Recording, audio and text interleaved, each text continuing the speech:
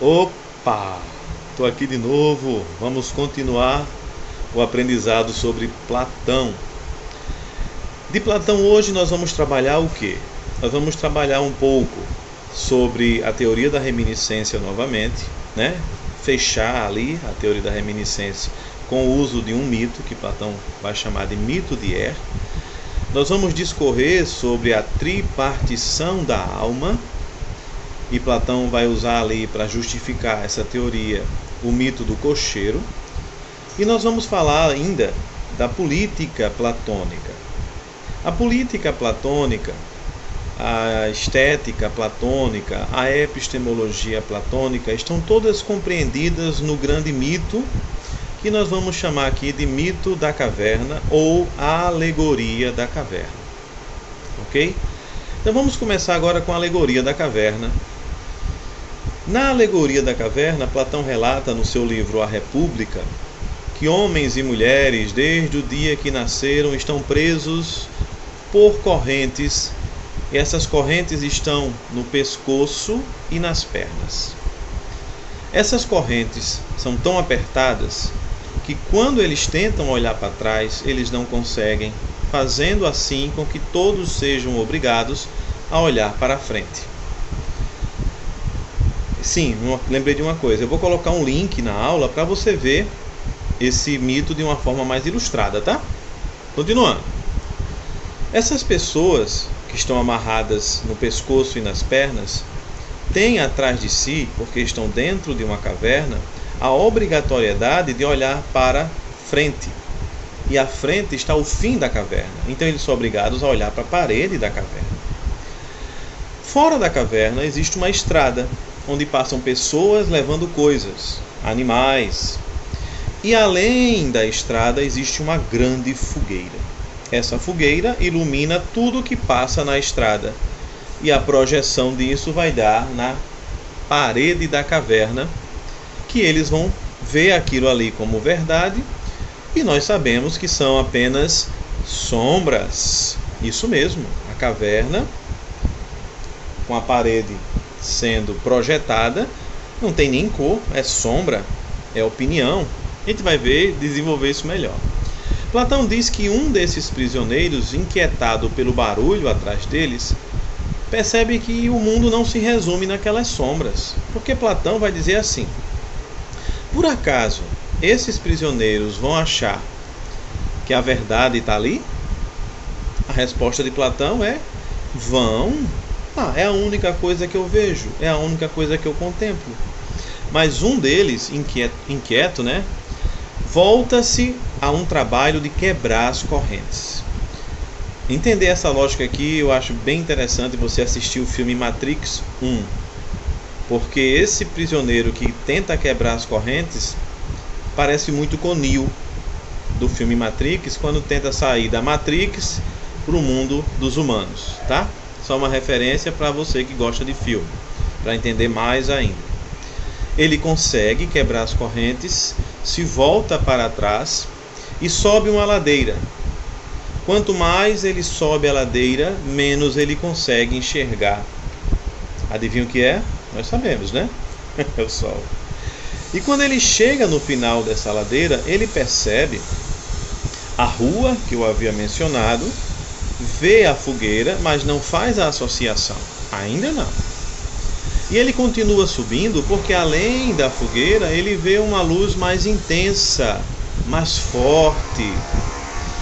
Aqui em casa está tendo reforma no lado vizinho, tá? Qualquer tipo de barulho esquisito, me perdoem, mas eu não posso deixar de gravar, ok? E não tem momento onde não haja barulho, só de madrugada. E de madrugada eu e você estamos dormindo, né? Continuando. Este cara, em busca dessa luz maior do que a fogueira, percebe que não pode ficar olhando para ela. Então ele tem que baixar a vista. Os olhos dele estão desacostumados e pouco a pouco ele vai aumentando o seu grau de observação. Nesse momento, ele andando, olhando para baixo, ele percebe um rio. E percebe no rio o reflexo de árvores e de coisas ali da região. Tenta pegá-las. Ora, nós sabemos, e ele percebeu, que não são pegáveis. São apenas reflexo. E nesse momento ele faz o paralelo com as sombras na parede. Ele diz: isso aqui está refletindo esta árvore que vejo. Então aquelas sombras na parede são produtos daquilo que passa na rua e é iluminado pela fogueira. Ele fica maravilhado. Mas ainda curioso, ele diz: e essa árvore que eu vejo é projeção de quê? E procura, faz um entendimento da região e percebe ali o sol. E diz: esta árvore não é projeção, é a árvore de verdade, é a árvore em si. Então, aqui fora estão as verdades. Lá dentro da caverna são sombras. Vou correr para dizer aos meus amigos. E ele corre e, chegando lá nos amigos, começa a discorrer que a verdade está lá fora, sem relação com o arquivo X, tá? Não sei se vocês lembram disso, mas o slogan da série era essa. Voltando aqui para o mito da caverna. A verdade está lá fora. Isso aqui que vocês contemplam não são verdades, são meras sombras. Existe uma estrada, existe uma luz ali que faz as coisas aparecerem para nós. Mas os amigos estavam muito acostumados, né? Adaptados. Que é uma grande questão humana, né? Nós somos frutos do hábito. Resultado: ele fala, as pessoas se incomodam, e o resultado é que ele é assassinado. De uma forma geral, esse mito relata toda a problemática platônica. Mas vamos fazer algumas delineações para você entender melhor. Por exemplo, a caverna é o mundo sensível, é o mundo das cópias. O lado de fora é o mundo inteligível, é o mundo onde as coisas são de verdade. E aquele que foge está fazendo a ascensão dialética. Este primeiro que sai, claro que para Platão é o grande Sócrates, que inclusive quando tenta fazer a verdade fluir dos cidadãos atenienses, é assassinado. Mas Platão não resume em Sócrates quando ele discorre o mito. Isso que é bom no mito, né? Nós viajamos, fazemos referências a muitas coisas. Então qualquer um que sai do mito, do mundo sensível, que é a caverna, e vai para o mundo inteligível, está fazendo a ascensão dialética. E é a partir disso que Platão começa a discorrer sobre a sua política. Quem deve governar? Aqueles que estão na caverna ou aqueles que conseguem sair? A partir disso, nós vamos entrar num segundo momento da nossa aula, que nós vamos chamar de tripartição da alma. Para Platão, nossa alma é eterna. Nossa alma é imutável. Mas ela é tripartida. Ela tem 3 partes. Alguns livros dizem que não são partes, são caráteres que a alma tem, né? 3. Mas vamos ficar aqui com partes, tá? Para você entender. Esta alma é dividida em 3 partes. Vou dar 2 nomes para cada uma das partes. Indo num grau de superior para inferior, nós temos ali em cima a alma inteligível, também conhecida como racional. A segunda parte da alma é a alma irascível, ou também conhecida como parte colérica. E a terceira parte, que é a mais inferior de todas, nós podemos chamar de concupiscível, que vem de concupiscência, ou simplesmente apetitivo.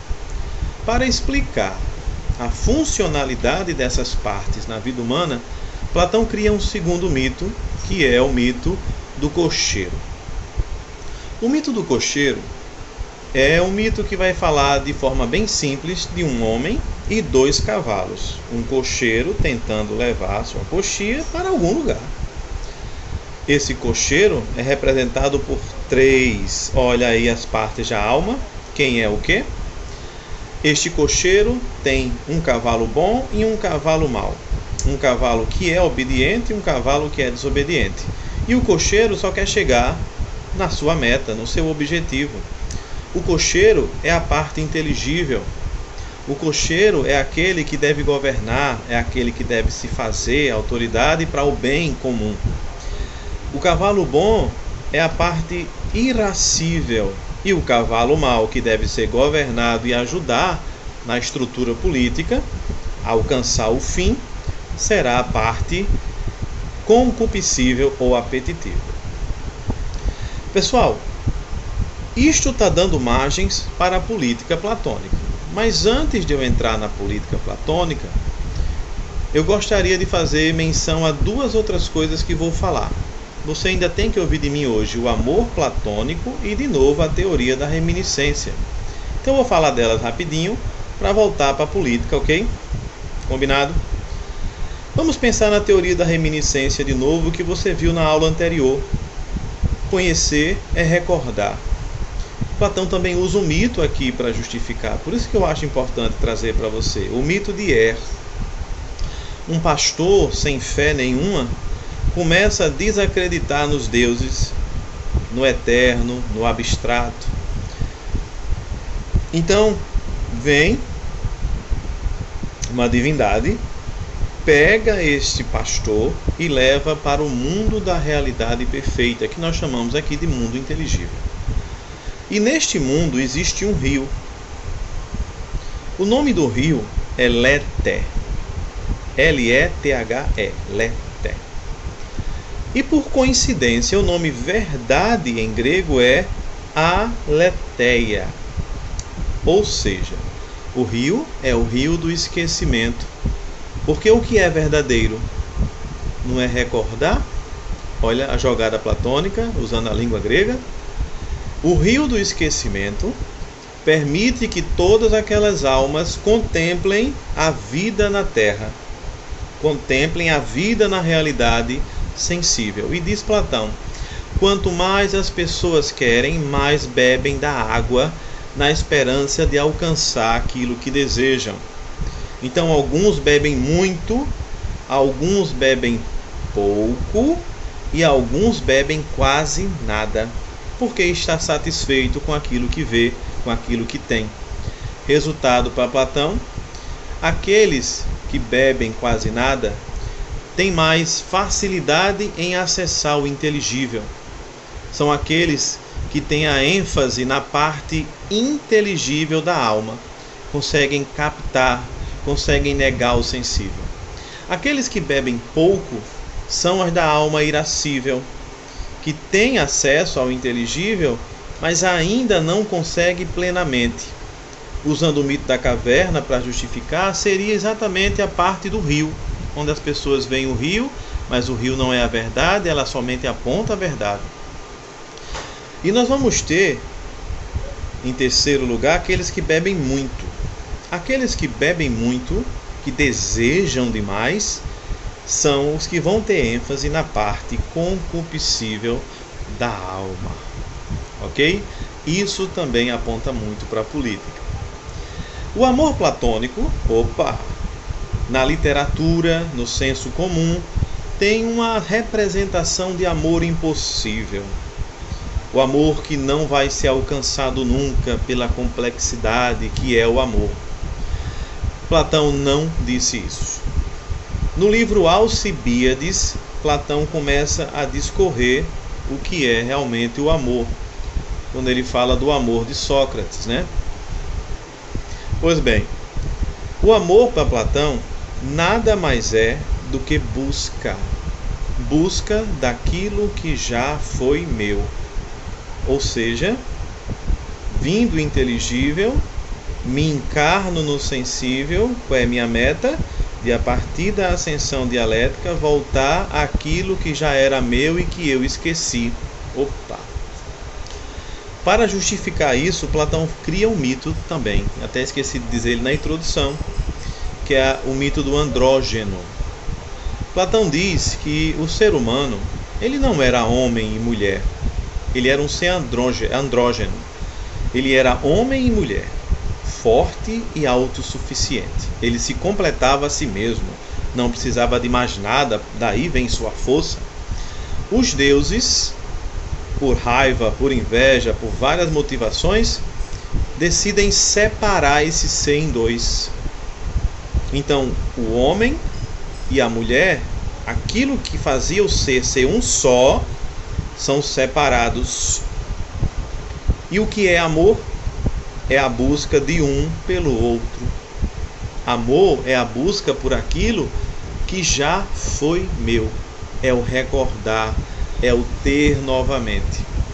Então, o amor platônico desenvolve também essa realidade política.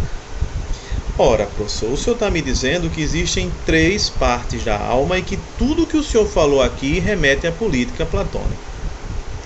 A política platônica, que remete a essa questão inteligível, se justifica a partir do que ele chamou de sofocracia. A política tem como referência a justiça e o bem comum.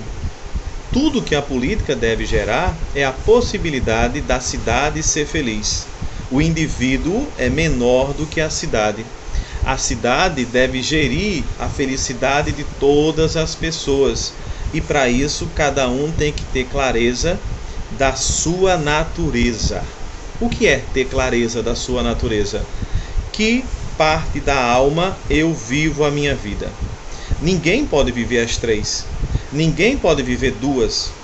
É natural. Você nasce com aptidão para uma das partes da alma. Então Platão vai fazer uma separação. Aqueles de alma concupiscível, eles têm que trabalhar. São comerciantes, artesãos, para sustentar a cidade. Se eles vivem isso aí, eles estão sendo justos, estão fazendo a cidade gerir a felicidade de todos. Fugir disso aqui é agir injustamente, é procurar o mal, é a corrupção. O segundo tipo de pessoas que estão inseridos na parte irascível, elas são aqueles que Platão vai chamar de soldados, de generais, de guardiões. São aqueles que devem defender a cidade contra ações inimigas. O terceiro tipo de alma, de governo, será aqueles que têm ênfase na parte inteligível. Eles devem governar. Eles devem governar e a partir do governo dele, da natureza que é de buscar o inteligível, fazer com que aqueles da parte irascível e da parte concupiscível, como no mito do cocheiro, vivam em torno de um bem comum, de uma finalidade única. Então a política para Platão pode ser considerada determinista, uma vez que todos nós já nascemos para termos uma função social, pensando que a vida humana é resultado da natureza de cada um. Se cada um vive o que tem que viver, vive segundo sua natureza, a política se efetivará, a justiça se efetivará. E por que Platão deu a essa política o nome de sofocracia? Vamos traduzir? Cracia, poder, autoridade. Sofos, vem da palavra sofia, da filosofia. Então, sofos é sábios, o governo dos sábios, daqueles que alcançam o inteligível. Pois bem, galerinha, tem exercícios para vocês no livro. Se não tiverem o livro, eu posso passar algumas questões para vocês aqui. E, no mais, Platão é isso. Estarei à vontade de vocês se quiserem tirar suas dúvidas. Um abraço e até a próxima aula!